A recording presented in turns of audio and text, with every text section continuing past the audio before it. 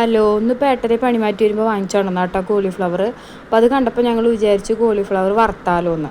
അപ്പോൾ ഞാൻ അത് കോളിഫ്ലവർ നന്നാക്കുന്നതിന് മുമ്പ് ഡവറയിൽ കുറച്ച് വെള്ളം തിളപ്പിക്കാൻ വെച്ചിട്ടുണ്ട് കേട്ടോ അടുപ്പത്ത്. എന്നിട്ട് അത് നന്നാക്കി കോളിഫ്ലവറിൻ്റെ പകുതി ആയിട്ട് എടുത്തിട്ടുള്ളൂ, ബാക്കി പകുതി എടുത്തു വെച്ചു. ഇതിപ്പോൾ നന്നാവോ ഇല്ലയോ നമുക്കറിയില്ലല്ലോ, ആദ്യമായിട്ടാണ് ഞങ്ങളിത് ഉണ്ടാക്കണേ. എന്നിട്ട് അതിൽ പുഴു ഉണ്ടോയെന്നൊക്കെ നോക്കിയിട്ടാണ്, പുഴുവിനൊന്നും ഞാൻ കണ്ടില്ല. പിന്നെ അത് കഴിഞ്ഞിട്ട് വെള്ളം ചൂടായപ്പോൾ തിളച്ചപ്പോൾ കുറച്ച് മഞ്ഞൾപ്പൊടി ഇട്ടിട്ട് അത് തിളപ്പിച്ച് ഒന്ന് വാര വെച്ചു.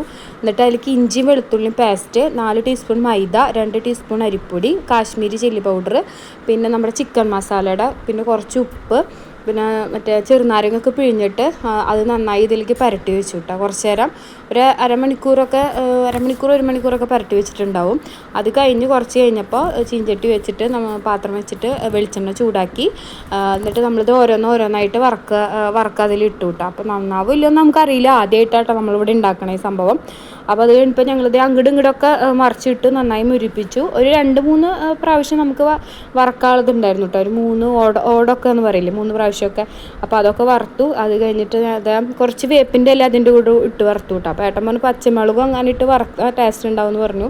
അത് കഴിഞ്ഞിട്ട് ഇത് കോരി എടുത്തു. പക്ഷെ ഞങ്ങൾക്ക് കഴിക്കാനുള്ളതുണ്ടായിരുന്നു, അതിലേക്ക് ചെറുനാരങ്ങ പിഴിഞ്ഞ് ഞങ്ങളെല്ലാവരും കൂടി ഒരുമിച്ചിരുന്ന് കഴിച്ചു കേട്ടോ. അന്നത്തെ വീഡിയോ ഇത്രയും.